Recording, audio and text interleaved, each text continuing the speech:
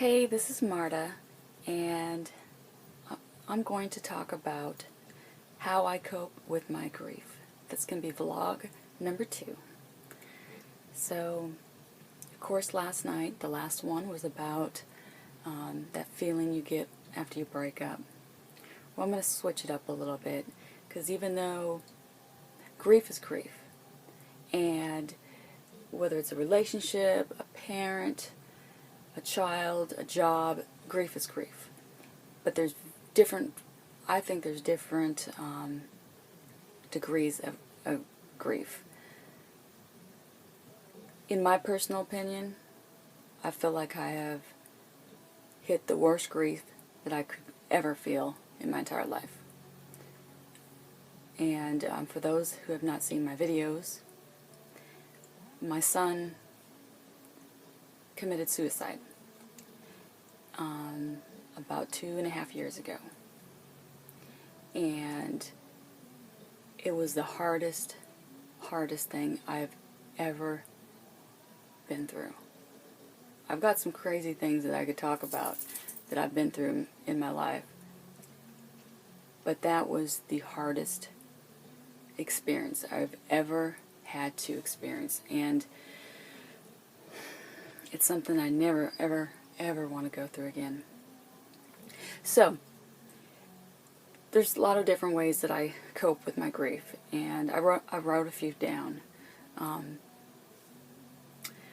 go to therapy once a week. It really does help me with getting my feelings out there, because I really don't have a lot of people to talk to. The usual, a lot of people that are depressed or, are on medication. Yes, I am on medication, and I'm actually not ashamed of it. It has done wonders for me. It has pulled me out of the gray and brought me into the light, where I can really focus on getting through this and getting past. I'll never get past it, but it's helping me learn to live with it. And of course, when I do have a chance to get friends, I want to make as many friends as possible, just as long as we follow a few of my rules. Nobody really knows what my rules are. I don't tell them, because it's those rules that I keep deep down inside. So one of them is knowing and choosing when to talk about grief. Now this is a tough one, because you meet somebody new, they want to, conversate. Hey, what do you do?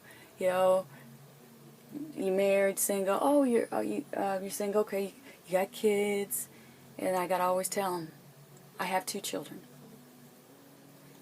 One is living, and one is in heaven.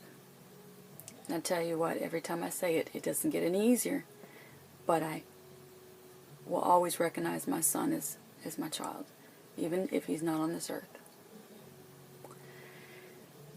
Another thing is knowing when to be alone or with others. Now, for the first couple of months, 6 months, even the first year, I tried to stay alone. Actually, the first week or 2, I was surrounded by family. And after a month, things started slowing down. And then I started getting into my own place where I wanted to not be around anybody. And that pretty much lasted probably 1.5 years. Even though I might have had a little quick relationship. I tried, didn't work out.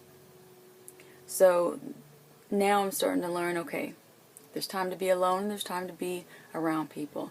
When I'm feeling sad, I need to be around people. So I've made that decision. Also, one of my things of feeling like I'm going to cope with this and move forward is when I feel cared for. Now, I don't have a lot of people in my life. My family's in Kansas and Washington State, and that's pretty much almost 2,700 miles away from everybody. So it's just my daughter and I, so which is really hard because before my son passed, he was in Louisiana, stationed on base, about 4 hours away from me. So I'm still working on that, feeling cared for. I had such a person, and then it's over. And lastly, I really got to believe that my efforts towards getting better is really going to work. That I believe it is going to work. I mean, that's really, really important for anybody trying to get through grief or something of loss. As long as you're out there doing something and trying to get better, it will get better. And as you see, you'll see over the next however long I decided to do these vlogs, that you'll see me get stronger. I mean, my therapist told me today, you're not nearly close to where you were when we first met, which makes me feel good. It's positive feedback that I need. So, just to wrap up, I stay busy with my daughter, work, and whatever little things I want to do after work. I don't do much. I'm probably more of like a recluse than anything, but I'm trying to get out more. It's just hard. Sometimes it's just hard to get out in public places where people may ask you questions about your children, and it's just such a tough subject to talk about.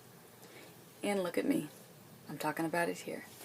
So with that, and this video is getting a lot longer than I expected, so I apologize, but hopefully you're still hanging on, and I'll have to come up with another topic, something, I'm not sure what. It'll hit me, and then I'll make a video. Alright, thanks for listening. Subscribe if you want to, and you can follow me on Twitter. It's at Marta Martin, and you can see it below. Or I do have Instagram. It's Marta_Martin, and I post lots of pictures there too. So, alright,